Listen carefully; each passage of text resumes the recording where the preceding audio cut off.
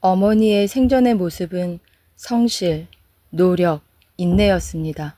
이 세상에서 물질과 자기 자신만의 안위가 결코 제일이 아니라는 것, 오히려 그 이상의 숭고한 사명이 우리 인간에게는 있다는 것, 그리고 자신의 안락을 포기함으로써 얼마나 풍성하고 귀한 열매를 맺을 수 있는 것인지를 몸소 보여주고 간 분입니다. 여동생이나 제가 심부름을 하거나 과일을 가져다 드릴 때 진정으로 고마워하던 모습, 어머니를 향한 우리의 작은 칭찬에도 항상 고맙다며 귀 기울이던 모습, 바쁜 중에도 할머니 뭐 드시니? 하면서 할머니 식탁을 살피고 주변 사람들에게 이것저것 자상하게 이르며 할머니 수발을 당부하던 모습, 아무리 늦더라도 돌아와서는 할머니를 한바탕 웃겨드리곤 하던 모습, 이러한 어머니의 모습들이 눈에 선합니다. 어머니는 착한 일, 바른 일들을 오직 사랑과 사명감으로 해낸 분입니다. 드러내지 않으면서 한결같은 마음으로 이러한 일들을 모두 이루었기에 생애가 끝나고 난 후 어머니의 모습은 더욱 빛을 발하면서 많은 교훈을 남겨줍니다. 제가 어머니에게 여쭈어 본 적이 있습니다. 어머니의 그런 슬기와 지혜는 어디서 나오는 거예요? 어머니는 자기가 문제를 절실히 느껴야지, 절실하면 알게 되는 거야 하고 말씀했습니다. 성실한 마음으로 인내하며 노력한 어머니의 모습이 녹아있는 대답이었습니다. 우리 어머니는 언제나 성실, 노력, 최선을 다하라는 말씀 외에는 하실 말씀이 없으신가 보다 하며 한바탕 웃기도 했지만 어떤 일에서건 성실하게 최선을 다해 노력하는 것이 삶의 길이라는 어머니의 가르침이었습니다. 어머니는 항상 성실 이상의 슬기는 없다고 강조하였습니다. 어떤 일을 당해서건 당황하는 일 없이 한결같은 자세로 있는 그대로의 자기를 바라보고 나타내는 것이 성실의 바탕이며 이러한 마음을 가지고 산다면 세계 어디를 가도 부끄러울 것 없이 당당하게 살 수 있다고 말씀하였습니다. 진실하고 성실한 자세로 아버지를 내조하면서 국민의 소리를 정확하고 바르게 듣고자 애쓴 어머니는 국민의 어려움을 어머니의 일같이 걱정하고 이를 돕고자 항상 노력한 분입니다. 한 번의 관심에 그치지 않고 일이 해결될 때까지 끝까지 관심을 보이며 국민의 아픔을 해결하려는 어머니의 모습은 국민의 마음을 기쁘게는 못해도 최소한 아프게 해서는 안 된다는 어머니 자신의 신조를 지키기 위한 노력이었습니다. 엄마는 그저 모든 것을 자제해 라고 어머니 마음을 표현한 말씀도 귀에 쟁쟁합니다. 자신이 고달파야 남을 기쁘게 할 수 있으니 어머니 자신은 항상 절제하고 자제하며 산다는 것이었습니다. 어머니는 자신의 생각을 자연스럽게 표현하지만 어머니의 말씀에서는 어떤 깊은 사고와 실천을 거쳐 결정체로 남겨진 것 같은 느낌을 문득문득 받곤 했습니다. 남에게 모범이 되어야 하는 위치에서 행여 자신에게 부족함은 없는가 반성하고 인내하던 어머니의 모습은 제가 이 세상을 과연 어떻게 살아야 하는가를 느끼게 하는 숭고한 모습이었습니다.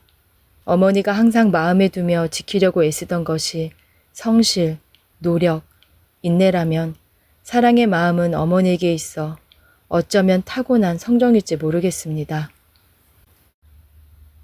어머니를 만나는 사람이라면 누구나 어머니의 따뜻한 마음을 느끼며 어머니와 친근한 사이가 되었습니다.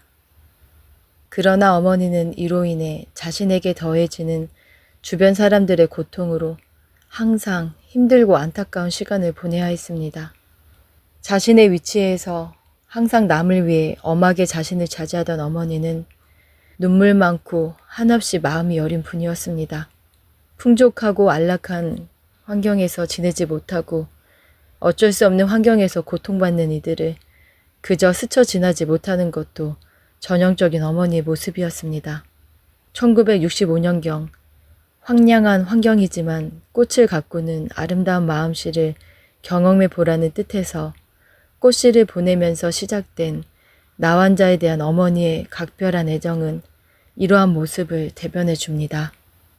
인간이면서 인간 이하의 냉대를 받고 있는 사람들에 대한 애정과 대통령 부인으로서의 사명감이 구라 사업에 관심을 가지게 했다고 어머니는 말씀했습니다. 젊은 날에는 자신의 수저가 아니면 식사도 하지 못했었으나 나 환자촌을 돌아보고 나서부터 어머니는 잘려나간 그들의 손을 잡아주고 그들의 문드러진 얼굴을 쓰다듬는데도 꺼리는 마음이 없었습니다. 어머니가 한창 구라 사업을 열심히 하던 중인 1970년 6월 어머니는 누구에게도 알리지 않고 비서 한 사람과 경기도의 나환자촌을 찾아 나섰습니다. 정착촌에 거의 다 가서 가시밭에서 일하는 한 여인을 보고 길을 물었더니 그 여인은 어머니와는 반대쪽을 쳐다보면서 길을 가르쳐 주었다고 합니다. 이상하다 생각했는데 알고 보니 정착촌의 원생이었던 그 여인은 얼굴이 너무도 험하여 차마 어머니를 바라보지 못하고 외면한 채 길을 알려주었던 것입니다. 어머니는 이 일을 계기로 숙명적인 형벌에 시달리는 그들의 불행을 실감하게 되었습니다. 이후 어머니는 나환자들에게 자활의 길을 찾아주고 그들의 자녀들을 청와대에 초청도 하고 미가마에 콧물도 닦아주면서 사회의 냉대로 얼어붙었던 그들의 마음을 녹여주었습니다.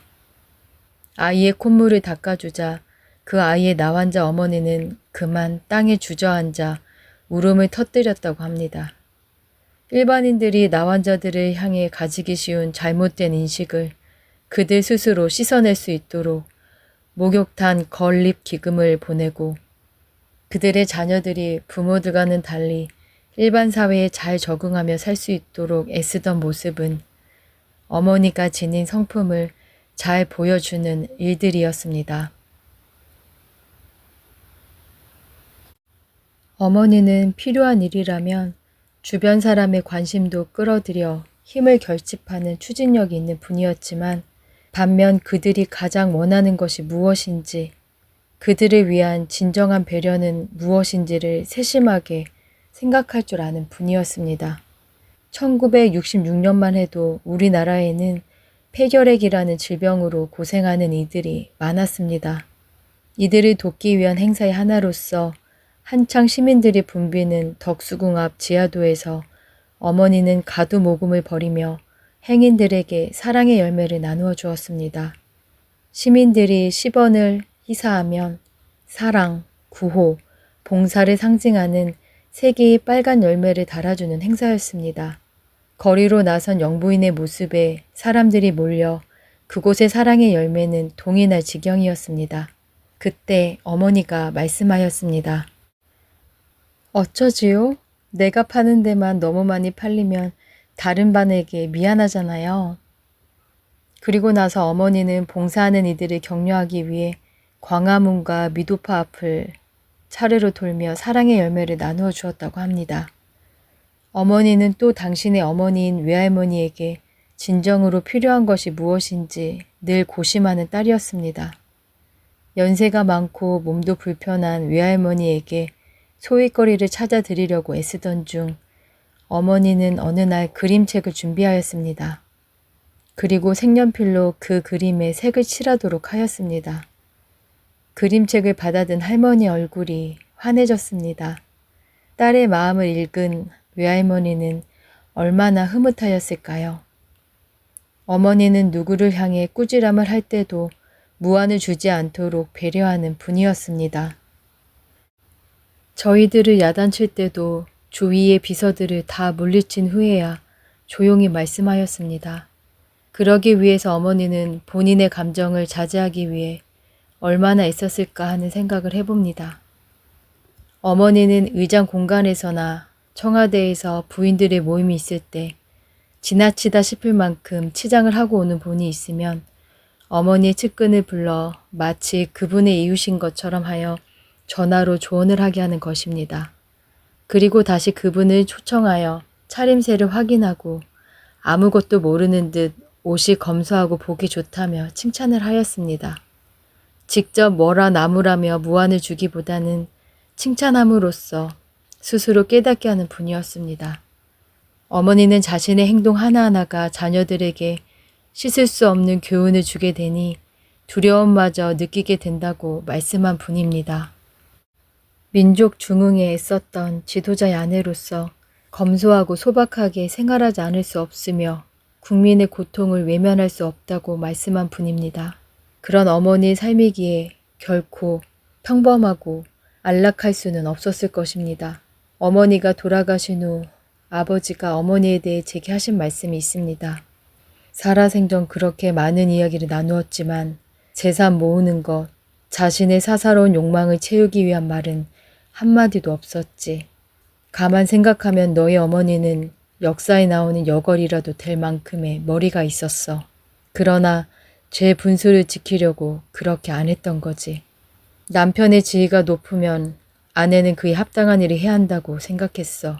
그러나 대부분은 그런 내실을 기하려고 하지는 않고 남편의 지위가 올랐다고 보석이나 두르고 하니까 문제가 생기는 거야. 자신의 말과 행동을 매일매일 깨끗한 거울에 비춰보면서 한 곳이라도 흠이 없을까? 남의 모범이 되는데 행여 부족함이 없을까? 반성에 반성을 거듭하시던 마음가짐은 돌아가시던 날까지 변함이 없었습니다. 저는 이제 더 이상 어머니의 모습을 뵙고 그 모습의 가르침을 받을 수는 없습니다. 하지만 아직도 제 가슴에 남아있는 어머니의 살아생전 모습만으로도 저는 굵은 회초리 하나를 가슴에 안고 사는 것이라고 다짐합니다. 남을 위해 항상 모든 것을 자제해. 어머니의 이 말씀이 이 어려운 시대를 살아가는 우리들에게 희망임을 믿습니다.